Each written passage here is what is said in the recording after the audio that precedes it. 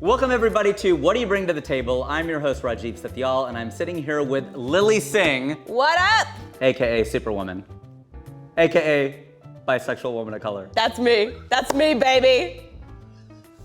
I was just thinking in my brain when you said Superwoman, I was like, I'm gonna have to pay a check after this. Bisexual superwoman of color, I know. First of all, we want to thank you for doing this. Of course. You know, we have to, because you know, where our show is getting started when we're like, we have Lilly Singh. You know what that does.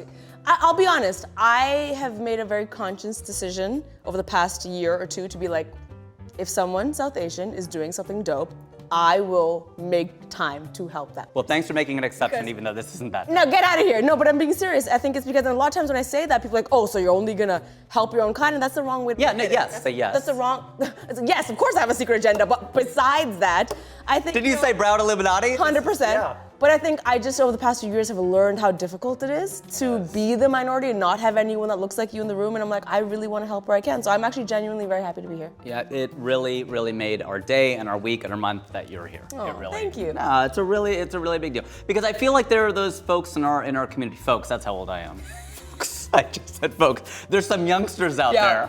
Yeah, folks, wow. Yeah, believe you that, aged like I said, the yourself, F for word, sure. the other F word. 100%. Yeah, that was, I really aged myself, but that was terrible. But there are dominoes. There are people out there, like you get that person, and you go, wow, we got Lilly Singh. You think I'm a domino? Yeah. That is the nicest thing Yeah. anyone's ever said to me. I'm a domino. You're a domino. Wow. Even though you rep brown sword, and that's kind of a black and white thing, but still. Yeah, you're like a brown domino. I'm a brown I love that. You know what, and when you told me, you can use all of this, by the way. I don't care. Please, no, we're gonna keep sound. But also, I feel like when I imagined this, I was like, oh, I'll wear headphones, but this is not that kind of thing. And so I did my hair specifically for those headphones. That's smart. No, that's okay, but now I'm gonna take it out and show you that I actually have beautiful long hair. Do you want to show it with a hat off, or is that crazy? Look at this. It's no big deal. It's honestly whatever. Yeah. We're not here to talk about. No, this is whatever. That is. We're like the same. Ekdam. Yeah, ekdam the same. Ekdam pakka the same. Pakka. Twins. Twinsies. It wouldn't matter the ethnicity, like not just in the South Asian community. I mean, first bisexual woman of color to host a late night show. Is that so? I've never heard that before. Never. One time in your life. Maybe every title, every time I Google. Just every headline ever that ever existed, yeah. Do you lean into that? Is that a big thing? See, I'm gonna have to uncross my legs now because we're getting into conversation here. I know we are. Here's the thing about this. Okay, let me. It even moves the mug. Okay, here we go. Adjustment of the mug. That's when you know a conversation is starting. Yeah, here. or when someone says your name. Yes. Look, Rajiv. Yes, Rajiv. Let me explain. Let me talk to you about this. Okay, when the late night show came out, I was split in half. One half of me was like, I see how historic this is, and I see the importance that someone who never saw someone like this could see themselves. Whether it's another brown kid, another person, trying to figure out their sexuality, you see something like that and it becomes normal. It normalizes it and you think, oh, this is being celebrated, this is cool. I love that. The hard part is when that's all you become. So to a lot of these articles, like my name wouldn't be mentioned for a very long time. I would just constantly be bisexual woman of color. Hey, bisexual woman of color, Mrs. Bisexual woman of color. It's like my name or Ms. was third paragraph. Yeah, my name was like third, fourth paragraph down, and that's when it becomes a little bit tough because you see these intimate parts of yourself trending online, and it's a weird feeling. Right. On top of that, and this is the real of it. A lot of people get mad at me for that sentence. I know they do. Yeah, a lot of people come up to me and say, we get it, you're a bisexual woman of color, and I'm like... They come up to you and say that? Online, obviously. Okay, no, but I don't know, like has anyone come, is it?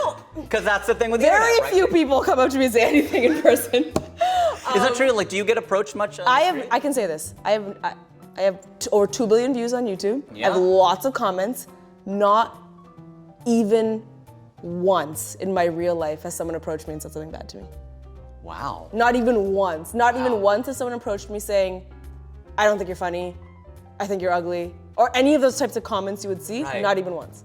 It might be like hey, like this one video did like, I don't know, I kind of like disagreed. Like there might be like a little bit of a conversation. Okay. Like a normal human being. But never fine. was, those ruthless comments online. I always have to keep that in my mind because not once has someone said that to me in real life. Do celebrities like you get that? Do they get negative like, stuff thrown in their face? It is by far one of my greatest challenges in life. I am past the point where I need to front. Oh, online, or you mean in person? Like IRL, people get like, or is that like no? The keyboard warriors. That's the problem. Is For me, most of the problem is keyboard warriors because I find in person people see a human being. Right. They're looking at you, and even if they disagree, they'll have a conversation. Yeah. They'll hear you. They can't run away. Whereas on Twitter, they'll say something, then that's it. They're gone, Yeah. and there's no They're just an accountability. But it is tough. The online stuff, people's opinions constantly being judged. I think I went through a period of time where I fronted for a while, and I was like, I have thick skin. It doesn't bother me. And then I turned 30, and I was like, I think my feelings are hurt. Wouldn't they have to be? Yeah, I mean, yeah. Who would be like, no, I'm fine. I think some people might have thicker skin than me, but I've come to terms with the fact that sometimes I'm sensitive, and especially when it's something I care about. Like, if I get hate about my sexuality or like the color of my skin, or I get a lot of like, we get it, you're a woman. Like, I don't know how to reconcile with that because how do I change that? Where do you think? Where do you think that? Well, I mean, you can be changed. There are of course, but I'm saying I don't want to change that. You know? That's a fair point. You know? That's like, how do you? I mean, what's the thing that someone said to you that what hurts? Like when someone says that, like out of all, because there's so many things that people can say about anybody, but it's like they're like, oh my gosh, that like really. I'm gonna give you a very vulnerable answer that I've never given anyone else before, just because you've brought me in this room with all these nice gallery walls, and now I'm here and I feel like I owe you something. Something that really bothers me, and I think it's because I'm so passionate about it, is, like I mentioned, I'm trying to pave a path for South Asians. I'm trying to make it so the next person doesn't have to fight as hard as I fought in some of these rooms. I can't do everything though, and I have my own lived experiences, and so I have my own way of talking, of dressing, of doing things, because that's what I know.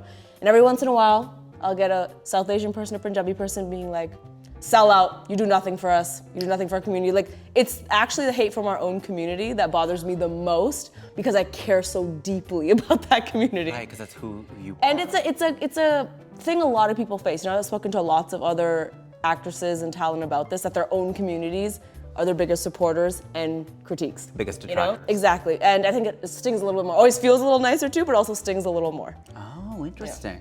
Like they don't feel like you do enough. They don't feel like I do enough, or I'm not doing it how they might do it, or the way they want it to be done. How do they want it to be done? I think in a way that aligns with their upbringing, right? I think one of the hard parts of being a minority is that inevitably you're representing so many people. Like there's over 1 billion Desis. Which is why a friend of mine always says, let's stop calling ourselves minorities. Exactly. Because we're not the minority. But my experience growing up is gonna be still different from yours because we're still individuals, right? So when I'm making my YouTube videos and I'm talking about how my parents raised me and the things they might say to me and how strict they were, I'm just talking about my experience. Right. But I'll get a comment being like, stop portraying Indian parents like that. Mine are nothing like that.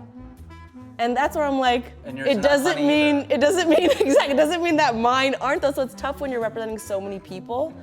And it's also tough when there's so many causes in the world. I think one of the tough things today is that everyone's really passionate about causes, whether it's, the very important farmer protest, whether it's like women's education, whether it's about X, Y, Z. I'm still one person, I can't solve everything, and I think people, when there's only a few of people that look like you in the spotlight, you are kind of pressured to solve everything. Sure. Do you think that'll change? Absolutely not. I love the optimism. That's great. Not. Should it change? Or is there a point to that? Realistically, I don't think it will. And part of my healing process has been understanding where that person is coming from. Wow. They are so frustrated because there is no one talking about the thing they care about, and I'm the closest person that could talk about it, and I'm not doing it as well as they could do it. So I have to understand where their frustration comes from. They've got like an all lives matter point. You know what I mean? My cause matters too. I'm a firm believer that everyone has a chip on their shoulder and it's beautiful and it is specific to them. Mine is, I really am about gender equity. Like I care about a lot of causes, but for me, because of my life and my experiences, I'm like, I know firsthand what it feels like to be born a girl in a South Asian family that was like a disappointment, and that's like real Because stuff. of your sexuality? No, because I was a girl. Oh, because I'm not right from the get-go, right? So when you are raised with that, that's a very real thing that has followed me through my life. And so that is the chip on my shoulder. I will proudly say, I'm all about gender equity. I'm all about paving the path for women. So yes, I can lend my voice to other causes I really care about, and I will, but I can't stand for everything.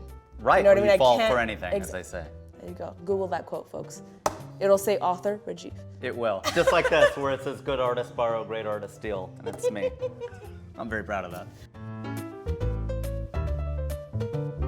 Gender equity, or so even more than sexuality is a cause. Like you feel like gender equity is the thing, or I know they're tied together. Yeah, listen, at risk of me being like, here's what I care about most, bam, bam, bam, the rest of you don't matter. Yeah. Going back to my life experiences, what I will say is I feel like I've had the most heartache in my life because of gender inequity. So yes, that is the chip on my shoulder. Okay. Yes. Because you're a woman. Yes, because I think all through my life, I've just kind of been less than. Honestly, not that I felt that way, but less has been expected of me. I got less opportunity. I had to fight through to get every single thing. You know, I think that's one of the reasons I started YouTube in 2010, was there was no one else that looked like me. And it wasn't only this exciting, ooh, this is really cool, but it was definitely that chip off my shoulder of like, well, there should be. And so I'm gonna make it. And so that always is a little bit of a driving force, even with the late night show. I'm gonna be very honest, I've said this many times, I am not one of those people that grew up with the dream of saying I want my own late night talk show. I mean, I haven't either. I know, but I think when I got the show, everyone was like, oh my God, I'll interview you. Is this your dream? Did you grow up watching Jimmy Fallon? And I didn't. Well, don't you think that was kind of the issue, is that when you had the show, I was going, I think your vehicle would have been more like voices, character sketches like Superwoman, and then they had you doing stand-up and interviews. Well, and I go, you're taking a golfer and you're making her play basketball. Right. Well, I think that there's 2 seasons of the late night show. The first one, I was so out of my element. I was, you know, there's producers and all these people that knew late night, and I was the only person that didn't know late night. I only knew myself, but when you're put into that machine, okay, so we have to start with a monologue. Oh, I guess we have to do that. Right. Okay. Lily, you have to hit this mark. Oh, okay, I'll hit this mark. I'm listening to all these people who've done this for so long, and the product of season 1, when I watch it, I was like, this is not me at all. Right. And I don't like this, and honestly, it's not that good. Season 2, I definitely made more my own. There was more sketches. I was doing monologues as if there were rants. I was doing all that stuff, but people had already made up their mind about the show after season 1, right? And that's a tough thing. It's like, you're boxed. at 30 plus years of hosts that look one way, and after 1 year of me, people made up their mind. I know it was tough. I didn't have a lot of resources and a lot of options, and so I did the best I could do. I could say that genuinely I am proud of season 2, but I am quite, to be politically correct, I'm quite relieved to not be doing it anymore. You don't have to be. You can come out as you go on a rant right now. I don't want to seem. I do have fear of sounding ungrateful. You come off grateful. I appreciate you saying that, but we know that. I do understand how big of a deal that was, and it has honestly helped elevate my career. Now I'm doing so many things that I'm actually excited about, so I don't want it to seem like I'm crapping all over it, but it definitely was a mentally, emotionally, and spiritually draining thing. I would imagine it would have to have been. Every single day to be putting that much energy into something. Did you get advice from the other late night talk show hosts? I did. I remember I got great advice from Corden, actually, when I went to go do Corden's show, which I will also say, and let me just breeze over this fact, but I will also say that was a big deal because historically, they're rival networks. For a host to go on another. And so that was a big deal, but I was like, I don't want to subscribe to that. I don't want to subscribe to this archaic rivalry because like I'm a newer generation that's supposed to bring a fresh perspective, and my generation is one of collaboration. So I went and did Corden's show, and he actually like came into my change room. I was decent. He came into my change room, and it's not where I was going. For like literally 10 minutes, he just downloaded this amazing advice onto me, and I'll never forget it. And he was basically saying, it's so easy, you're doing this daily show, it's tough, you know, the network's gonna piss you off, they're gonna do all this stuff, you have to enjoy it. And the point he was saying is you have to enjoy it, and you'll always feel like you never have enough. Now I left that being like, he's absolutely right, you know, I might not always have this, I should enjoy it. But also, there's a little bit of realisticness of like, he's saying this from a perspective of his budget being probably 10 times what mine is, right? True. So there's levels to this stuff. True. When, you know, my budget was, we can't shoot 1 episode a day, we have to shoot 4 or 5 a day. Yeah, like in a day. Yeah, like that's a different. That's what we do here, we're shooting 3 guests. Yeah. So I used to shoot 2 to 3 episodes a day, including the monologue, whatever the bit was, the interviews, that's me prepping for 3 interviews a day. And you know what it is, you're doing it right now, it's tough. Yeah, it's but hard. now imagine a live audience. I got coffee breath. Yeah, no, imagine a live audience, imagine the network here giving notes, imagine like all this other stuff, so it's tough. Yeah, that does seem like it would be a lot. That's funny, that's almost like someone in first class telling someone in coach, enjoy the ride. A little bit, but I appreciated the sentiment of what he was saying. No knock on him. Yeah. That's not, I mean, that's really sweet. But I needed to hear it because that's what honestly got me through the rest of the season. But I really appreciate that he took 10 minutes and he gave me this advice for someone that's been doing it longer than me. You know another thing I really learned about the late night show? I think one of the greatest lessons is all humans are bad at one thing. Many things, but specifically this one thing. We always look at someone and judge them as if we know what it's like to do that job, right? So one of the most frustrating things from my show was when I would get comments like, oh my God, why doesn't she have this person on her show? Or like, why is her segment done like this? Why is the audio so bad? And every time I'd read those comments, I'd be like, it's because we can't book that person because they've already promised Ellen, they'd go on Ellen's show and they can't come on my show. It's that there's so much behind the scenes stuff people don't know about. And then I had to check myself the next time I watched a Raptors game because I was like, how you missed that shot, bro? How you missed that shot from the 3-point line? Stupid, I could make, but realistically, I've never made that shot from the 3-point. I've never been on that court. Right. And I don't know what that feels like. And under that kind of pressure. Exactly, and I don't know what that feels like. And I felt the weight of that in late night because I was like, oh man. And even me, maybe I thought it was gonna be way easier than it was. There's so many reasons. It's such an archaic industry, especially late night, of how things are done. Because you have to hit the mark and because you have to do a certain. Every episode of my show had to be 22 minutes and something seconds. It could never alter. It had to be exactly that. Yeah. You know? Because it's all run by advertising. It's all run by advertising. Yeah. So that means I have to drag one joke out longer. I have to cut one joke that made the rest of it make sense. You have to do all that. One segment we had, stupid angles getting cut ridiculously. Why? Because my talent came, failed to mention they're not allowed to hold an iPhone because they have an Android deal. The whole bit is FaceTiming people. You would think that would have been in their writer. You would think. The whole bit is we take a shot, we FaceTime someone. 2 minutes before the show starts, oh no, they got an Android deal, they can't be doing that. So now I'm like, Google Duo. So now we're shooting angles of like half this person's face and comments, why is this shot so stupid? I'm like, you don't get it, bro, what I'm dealing with here, okay? But have you made a video like that? Like the top 3, like things that you wish people understood? I think I made one video about it and like. And people are like, blah, they just think it's too inside baseball. Yeah. Why is she complaining about Why this? are you whatever. complaining? Shut up, sell out. Yeah, they get out of here. Until you're there, you don't get it. And you know what, to be fair, if I was those people, I might say the exact same thing. Well, you did, rappers. Exactly. Exactly. I talk crap all the time, so we're all the friggin' problem, including me. Yeah, that's, well, at least you recognize that. Yeah, I understand I'm part of the problem. I do, 100% That's gonna be the name of that TikTok, like that Lilly Singh. It's just like when we talk about politicians or we talk about athletes, you're stupid, I could do a better job. In actuality, we know nothing. Yeah, but there's some people where you're like, I could do a better job than that person, and you're probably right. Is it fair to say, though, in the position, there's probably 10 things you have no idea exist in that position? Yeah, no, it is. It is. Right?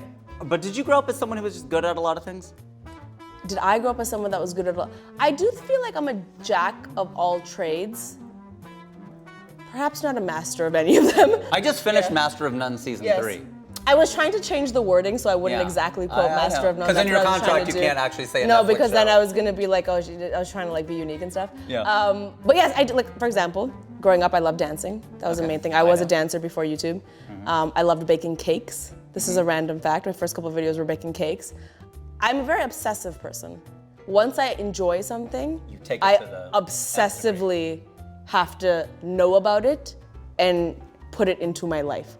For example, I grew up, I really liked rocks. I was that nerd. I'm like, I love rocks. I like collect, and that's it. For 3 years, my life was just rocks. I was like, I will only be discussing rocks now. I will be collecting rocks. If I go to the store, I will be buying rocks. I will be going to my neighbor's house and stealing the rocks on the side of their house. And then I grew up and I developed a crush on the rock. So like, I just feel like I obsess over things. You manifested that. Yes. Do you remember Mohs scale? Do you know what that is? Mohs scale? It measures the hardness of rocks. So if you know, I am deeply upset that I do not know this truth. If you leave with nothing else today on your ride home, you could be like. I thought you were gonna hit me with something basic like igneous, but you went to a whole new level here. No, I'm not a sedimentary host here. Wow! This is my favorite podcast. I'm so glad you got that. Where else could you get that kind of a joke? Metamorphic? Did you Sedimentary listen? igneous rocks? Don't come at me with the wrong terminology. Did I just tell you? Okay. I'm good at rock. I have a big gap of knowledge. That's another thing. A lot of people, I have a big gap of knowledge because also the first movie I ever watched was a Bollywood movie. The first song I ever listened to was a Bollywood song. Wow. And so until I was about like 9, 10, that was all of my knowledge. Wow. What was the movie and what was the song? Hum Aapke Hai Kaun Oh, okay. was the big first one. Bollywood movie I ever saw. Banger. Banger. Banger of a movie. Right, Yeah, for yeah, sure. First song that I loved from there would have been the.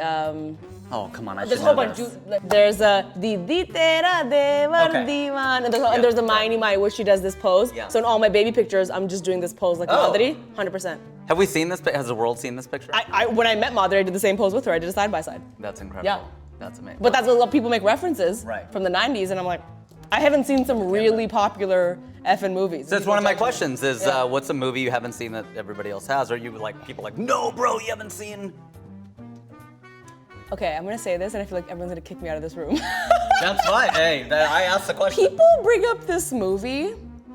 I have not seen it. I have no idea what they're talking about. Oh. The Goonies? I knew you were gonna say that. I should have guessed it. I was totally gonna say it. And there's a lot of rocks in that movie too. I have no There's a part where idea they move what a that rock. movie Yeah, is God or put about. that rock there And I for a have reason. to pretend every time I've been lying to you. Every time someone's brought this up, I'm like, oh yeah, for sure. Oh, that I have movie. no idea. In my mind, it's like a Little Rascals. Is that correct? Yeah, it's like Okay. it's an adventure. Okay. You know, action Great. adventure kind of movie. About sports, right? No, it's Okay. not about sports. Yeah, okay. But they go into a cave, and there's a famous line about a rock in it. I think you should absolutely watch it. It's a good movie. But here's the thing. I think there are movies that if you didn't see as a kid, you might not be. Because my wife has never seen The Goonies. Okay. Oh, okay. There's two of us. There's I love two that. of you, and Okay. and she's from Canada. She's born in You Toronto. see? You see?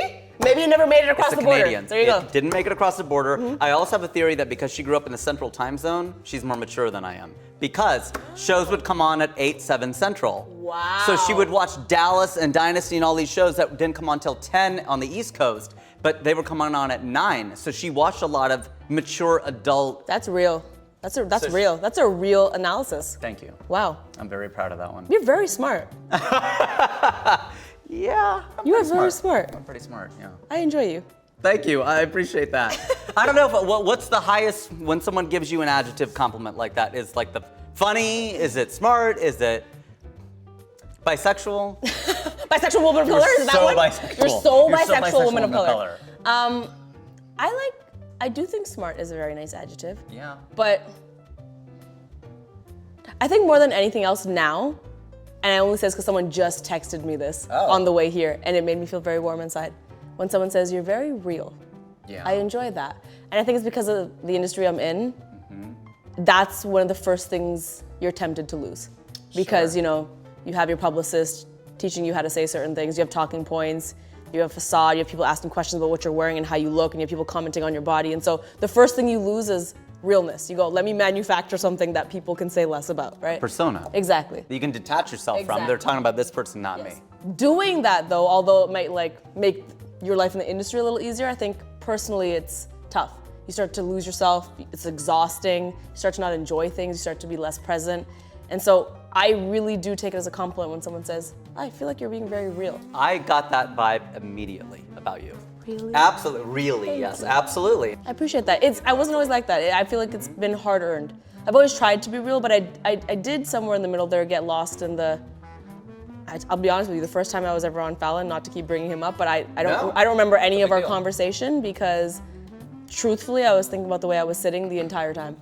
You think that's common entire though, time. probably, for the first time someone's on the Tonight Show. But it's because like my stylist was like, you're wearing this outfit, you have to sit with your right leg over your left. That's how the camera looked best. And it was all these like, you have to hit these talking points. I just remember sitting there being like, is my outfit in the right spot? Like, and I don't remember any of that conversation. It's crazy the things that you convince yourself are important Right. in moments where if you take a step back, there's something way more important. Right.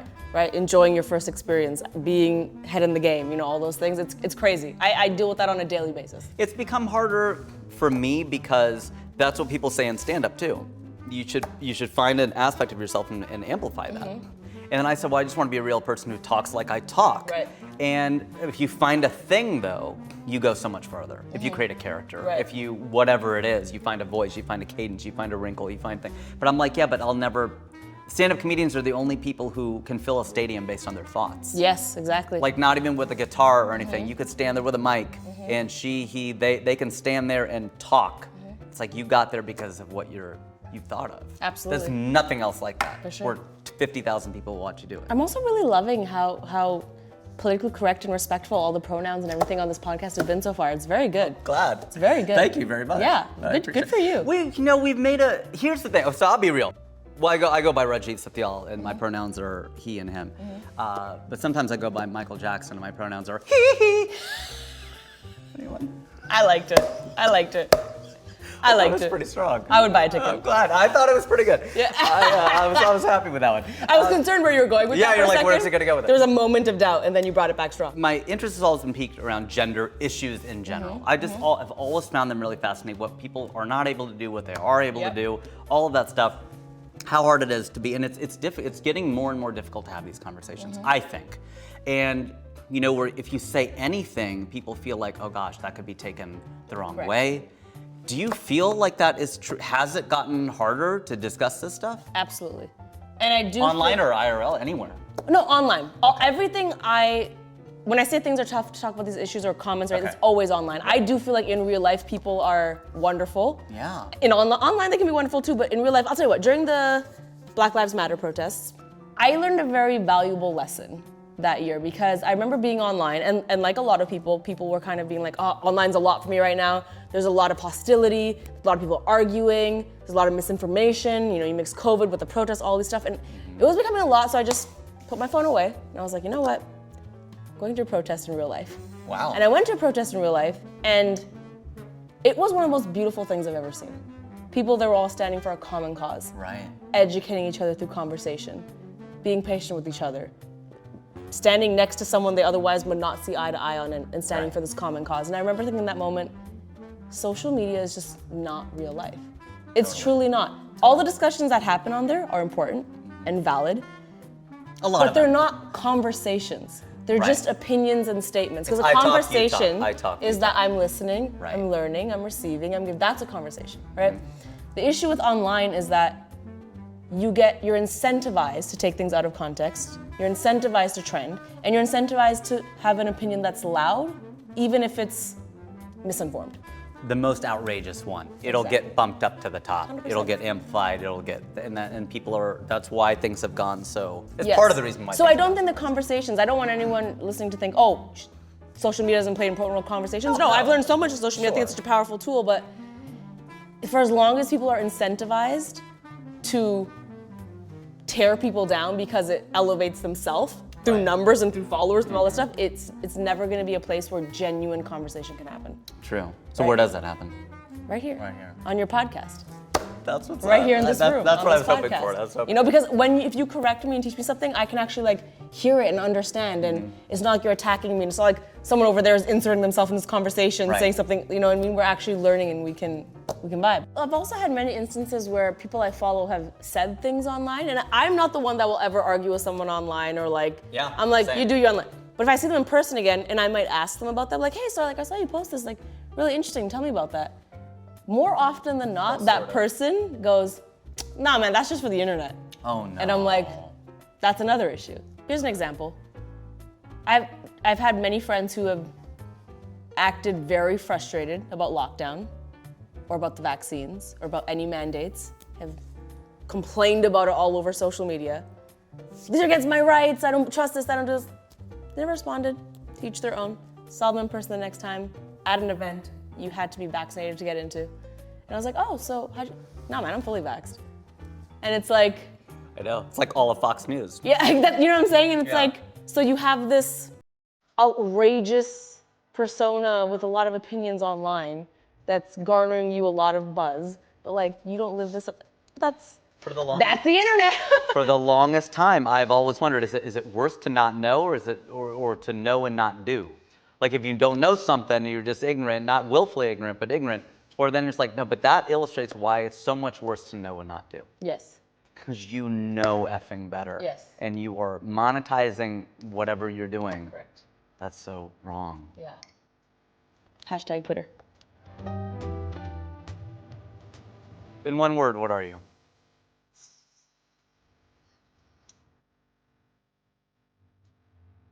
Human.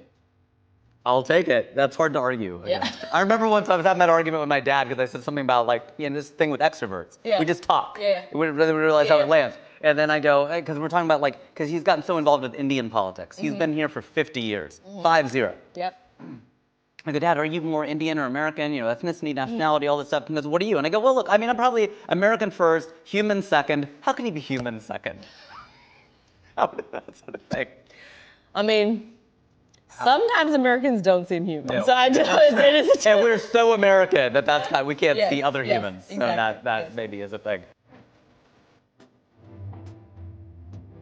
Tell stories that matter. Stories that have never been told before. I believe stories make the world go around, and it's how people see themselves, and people would understand themselves better if they saw themselves. What's your story? My story is someone who never saw themselves and who, I would say not so much caught between two cultures, because I think I've gone beyond that. I think I gracefully carry both cultures, and my upbringing has been both, but I think Canadian and American. How dare you? Canadian and Indian and Punjabi. I am not American. But I think for me, my story is just how to reconcile the immigrant hustle that's embedded in me. The one way that I struggle with both cultures is not the stereotypical ways of like, I went to school and people made fun of my curry. No, it's that I don't know when to give up. I don't know when to stop working. I don't know when to say no, because that is embedded into me. And so I'm trying to take that hustle and do something with it. How do you say no to people? Clearly I can't, I'm here. Yeah, you're here. Like, say yes to anything, obviously. No, I think I have just learned the importance of rest. I tried to replenish. I tried to do everything before, and I think in 2015 I pulled lots of all-nighters and I worked, and now I believe that I don't have to work less, I have to work smarter. Right. I have to have a good team.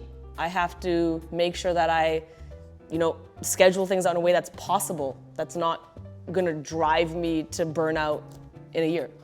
What do you see as your role in the South Asian community? I would say construction worker, for sure. Yeah. It is my 100% mission to pave a path for South Asian people. For a while, I thought that was a selfish statement. I think for a while I was... Why? I don't know, I was convinced. I think on YouTube I started making videos that were very, very Desi-centric, and then for a while I went universal. I was like, I'm gonna make more universal concepts, and I still enjoy doing that, but I think I did that because I was like, but we all are kind of the same and we can all relate to things. And while that's true, as I progressed in the industry, I also learned that, I'm still getting told in a room that my mom's story is not relatable. Like, I'm still getting told that people won't understand this joke. And I realized the more I got in the industry, how much more work there is to do that I think before I didn't realize. And so now I want to be a construction worker. Like, I don't want it to be that years from now, a brown girl sitting in a room and there's 20 white guys being like, no, we just don't really vibe with your story. It's like, why would you vibe with the story? Right. It's about an Indian girl hitting puberty. What the F do you know about that? No, it's about a bisexual woman of color. It's about a bisexual woman of color, god damn it. Why would you relate? But yeah, I'm a construction worker. I'm very passionate about seeing South Asians win. And I'm gonna try to do everything in my power to make that happen. In what ways are we really different? So I go with that too. And diversity has changed a lot. This is something I talk about all the time with In Vogue. I am older than you. But the idea of like free your mind, be colorblind, all that. And it used to be that we as liberals, progressives, were more like, we're all the same. Yep. And then at some point we flipped the script. Right. It's like we're all different, see me for me, speak my truth, etc. I have lots of issues with intersectionality for that reason, because I see it as a race to the bottom. I see it as like, okay, if we're gonna say this, then I also have this, and I also have that. You'll go forever. You'll go forever. Yep. That's my issue with it. I don't deny intersectionality as a concept, but I'm glad you get that, because I think some people, but in what ways though you go, no, but that is something really Desis do, that brown people do, our people do, that other people really don't do. I think for me, like most times I talk about being Desi, I'm gonna talk about my family. Me and my friends, Sanjay Shah? Yeah, I know him. Yeah, me and him have come to this common understanding of when we're in a room with people, we have realized, I don't want to speak on his behalf, but he agreed with me. When we're in a room with people, I realized that I talk about my parents way more than anyone else.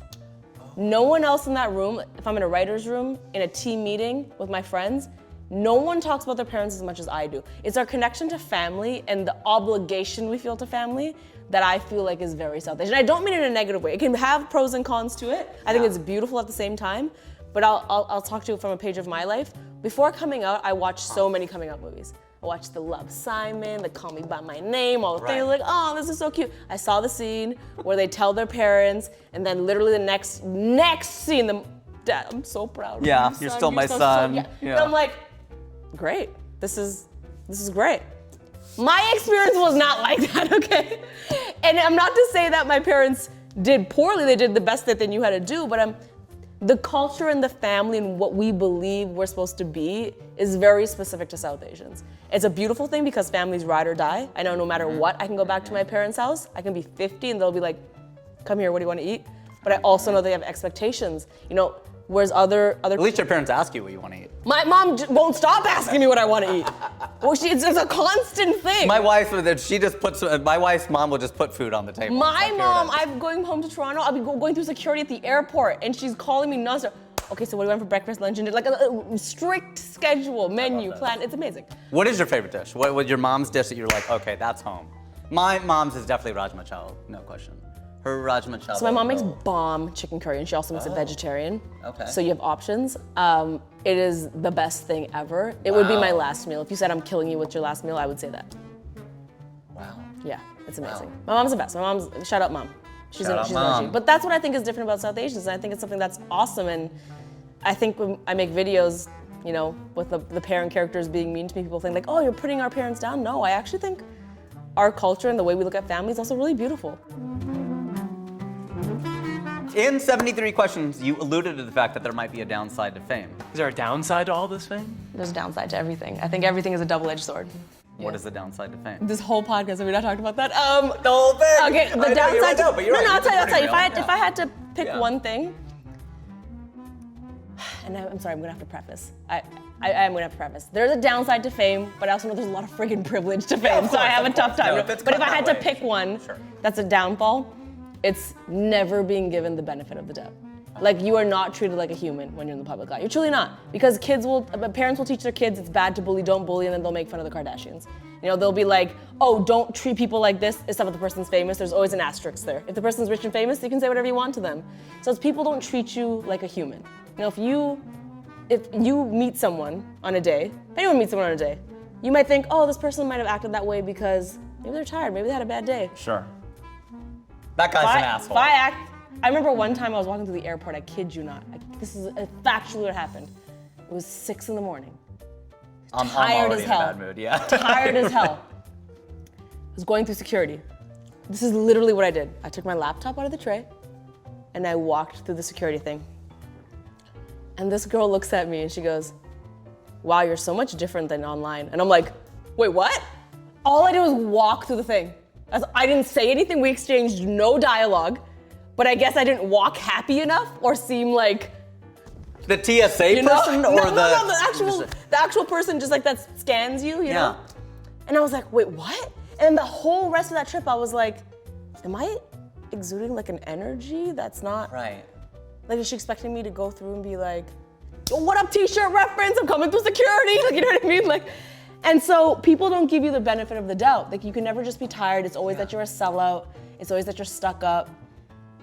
Sometimes I don't do things for safety. Like, if after a show or something, if my team's like, hey, there's a sketchy person that we have recognized that's outside and I don't go, all those people are gonna be like, Lisa stuck up. She never came. It's never about like, was there something else at play here? Right. You know what I mean? So that definitely makes it tough. I would think so, to not be given the benefit of the doubt. So much reliance on that. Yeah, sometimes even sometimes my family does it. That's tough. Really? Yeah. Sometimes with my dad, and bless his soul, I love him to death, but sometimes when I go home and he will be like, oh, I need so-and-so's kids to come over, they're dying to meet you. And I'll be like, Dad, I'm really tired, like I just want to enjoy home. Wow, you're supposed to thank fans that do things for you. And he'll make me feel bad about it, and I'm like, where is my safe space? Mom, it's gotta be mom. Yeah, right? my mom is my safe space. My dad still calls me Superwoman.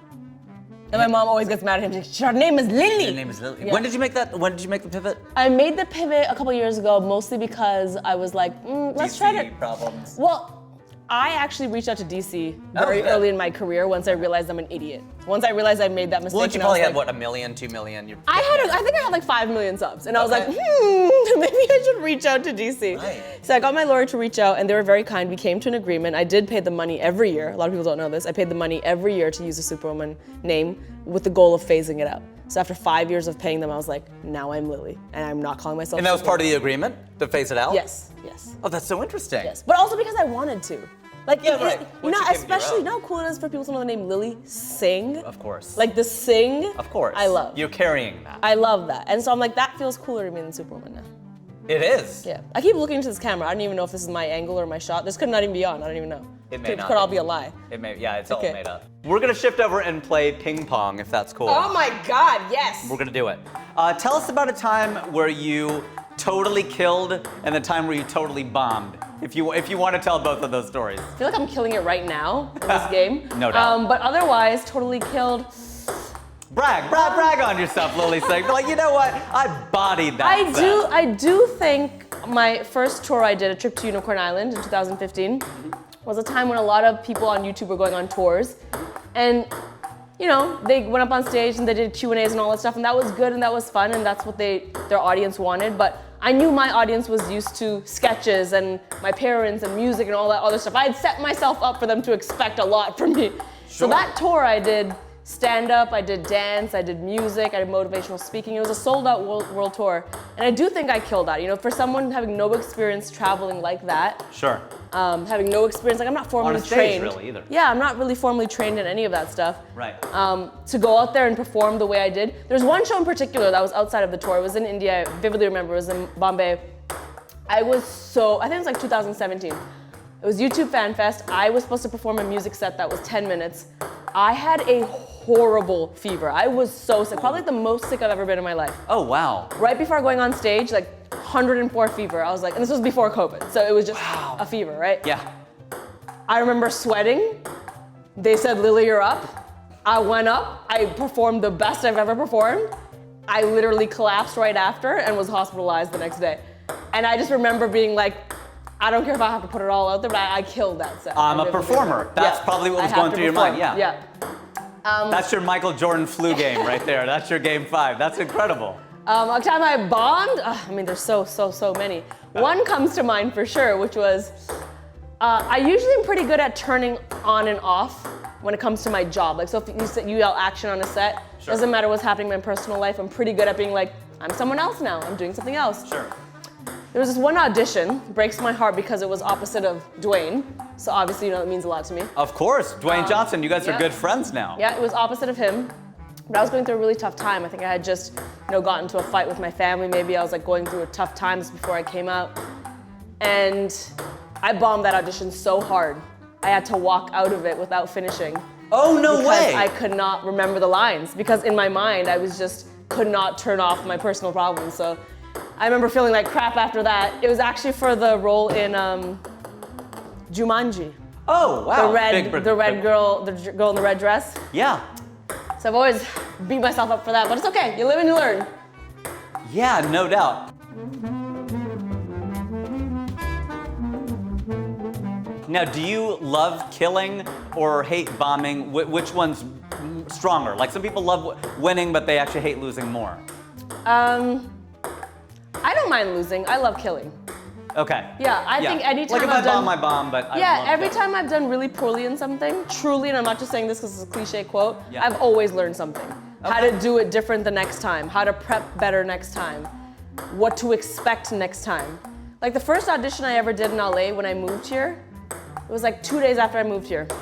I'll never forget, I went to the audition, it was very strange. My first audition, they didn't send me any of the lines. Oh. I walked in sides. there, no sides, no movie title, nothing. They just said, you have to come here and we'll tell you everything.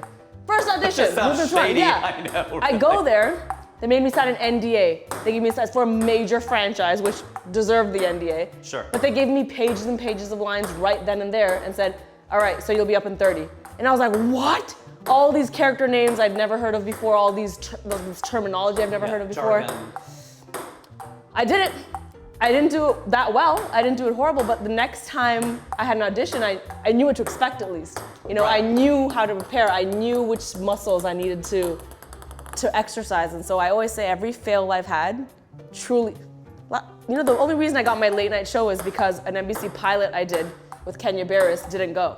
And that's how NBC discovered me, because I was in an ensemble cast, and I rated very high for them in the tests. That's the only reason they discovered me for the late night show. Wow. So that failure literally led to me a getting the major show. success.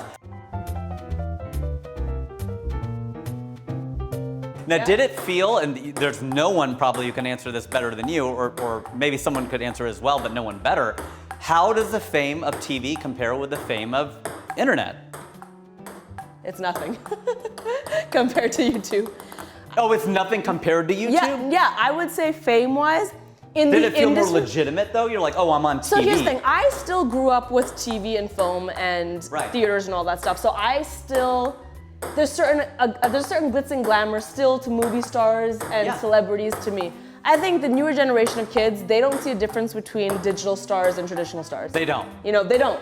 They're like Madonna, Lilly, Justin Bieber, all the same. Like to them, it could be all the same. And I know that's a big statement I just made, but I've literally gotten a tweet that's like, my favorite artists are Britney Spears, Lilly, and Madonna. And I'm like, what? Wow. Because to them, it's the same, right? Was that your mom's tweet? Maybe. Yeah, maybe. You're like, it wasn't my dad's. No, I'm kidding. But the point I'm making is, TV made me feel more legit because I grew up with it. Yeah. I don't think it changed the perspective of my younger fans, the younger ones I have. In the industry, it definitely did. The day I got my show, so many celebrities I look up to followed me, DM'd me. Suddenly I was texting them. So for sure, it legitimized me in the industry. But in terms of fans, no. That's The online fandom is way stronger than the late night fandom. Wow, that's a learning because for me. online is universal. Sorry. Yeah. No, you're fine. Online is universal. You know? What age, what like someone is how old where that makes a difference, you think?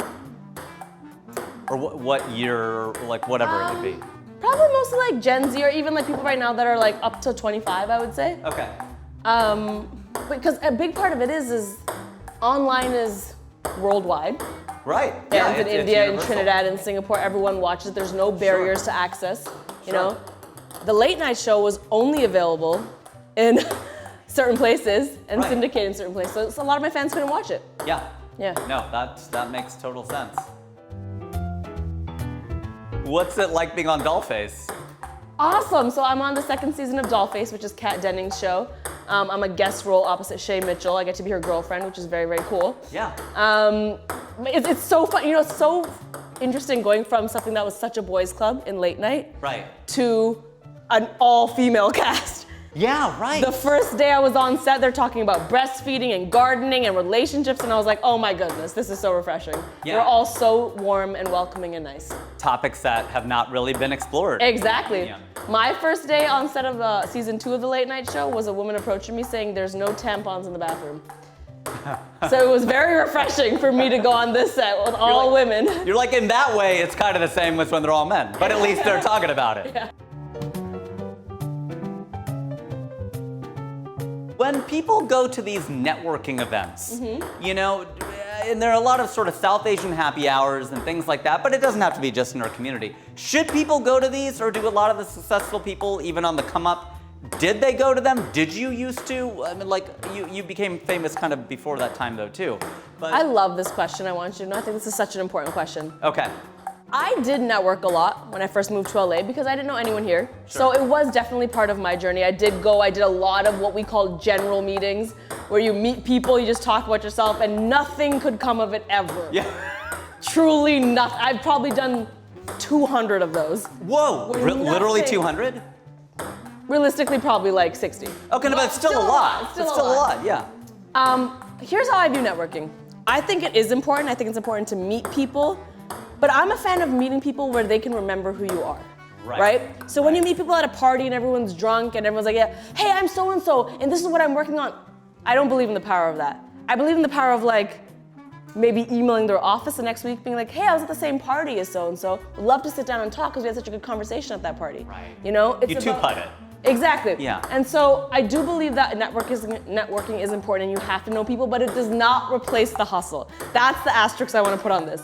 A lot of people think, but I went to these parties, I met people, and nothing's come of it. That's because you still gotta work really, really hard. People are still people. Unless your work can speak for itself, those people are not gonna care how good you are at networking at an event, you know what I mean? Right. Ultimately, those people care about, can you act, can you write, can you do whatever it is you say you do? And so network, sure, but not as a replacement for work. I love that, and there's also this aspect sometimes of people who can talk the game can't do the game. Exactly, yes. If you're too slick. Yes. So if your reel is garbage, but you can have a good conversation, networking doesn't matter for you. Yeah. Because you need to back it up with something. Right. Yeah. Right. No, that is true. Or be consistent. Networking might get you in the room, Right. but your work is gonna keep you in the room. Right. That sounds really smart. We should put that on a t-shirt. You should. That is good. I like I think that. that was really smart, right? Networking gets you in the room. Yeah. Talent keeps you in the room. That you know what? Talent sounds better than work. Let's change it to that. Oh, well, No, you didn't. the work. You upgraded it. You upgraded it. I don't know. I just misheard it. But I'll take that.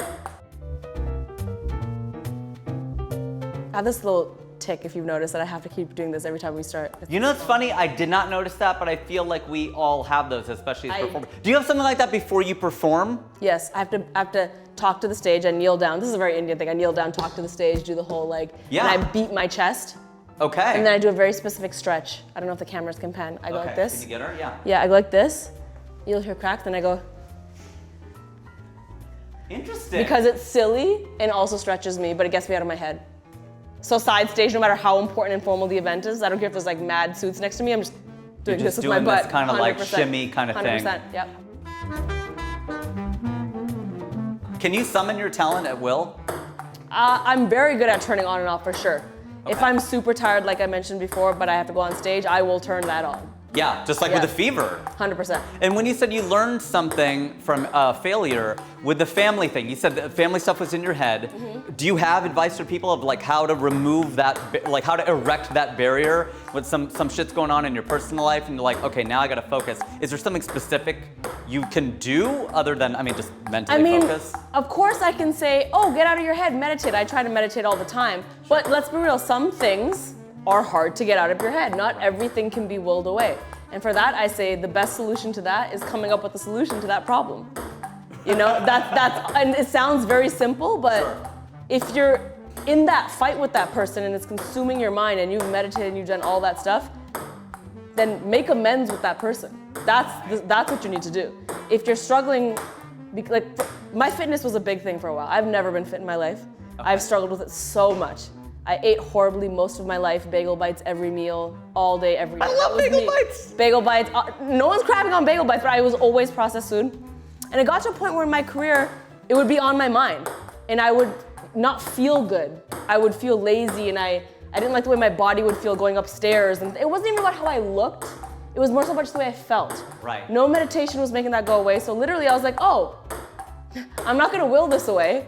Right. I need to come into a solution with this. And I literally, over the past 4 months, changed my whole diet, changed my activity level, Right. changed just everything. And You're looking quite fit. thank you. I'm the most fit I've ever been in my life at this moment. Wow. But it was hard work. And it was because I was like, let me come up with a solution to this because this is not something I'll be able to will away. This is a real thing that I need to address, right? Well, the willpower is sometimes it's not to be funny, but it's won't power, right? It's like I'm not gonna eat bagel bites. Yeah, And for me, it 100%. was always easier to not do things than do things. Yeah. So instead of like going to the gym, it's hard. But if you're like, okay, just don't eat bagel bites, I'm like, 100%, okay, yes, I could yes. just not do that. Honestly, almost all the changes I made were Cutting things out. controlling what I was eating rather than intensely working out. Have you made it? Ooh! I said, how much more time do you got in this podcast? I was like, let me ask her this keeper here. You're like, just a small little ending question. Yeah, I know. I'm totally gonna ask you something else. I thought, no, I didn't get to ask you that yet. My honest answer is, I don't feel like I've made it. Okay. And I'm not quite sure I'll ever feel like that, and that does scare me. Yeah, you see, I'm keeping you on your toes. Ah, dang it. I think a lot of people in my life, my friends and family, would describe me as someone who's made it. Yeah, totally. I fear that I will always wake up wanting more and being like, but I could do one more and I could do this better, and that scares me because I don't think that's healthy. Right.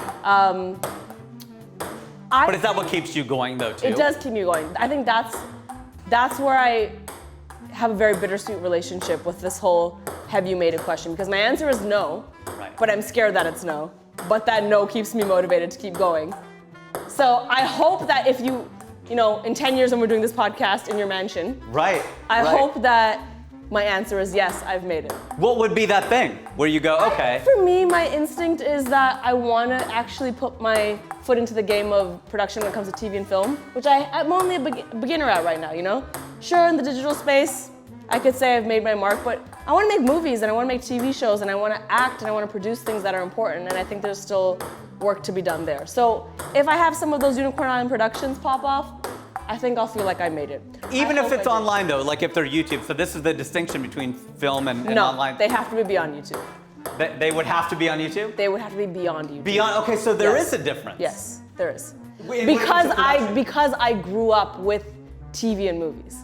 So I still, I'm Okay. like, oh, the glitz and glamour of an Angelina Jolie, of a Madhuri Dixit, like I grew up with that, so it's still very important to me. Yeah. You know, even though it's becoming less and less of a distinction, There's still to that me there distinction. still is, yeah, for sure. Everybody, this has been incredible having the Lilly Singh. The? I get a the? You get a the Lilly Singh. Wow. On what do you bring to the table? And let them know where they can find you if they don't already know. Oh, you're very sweet. At Lilly, Lilly, on pretty much every platform.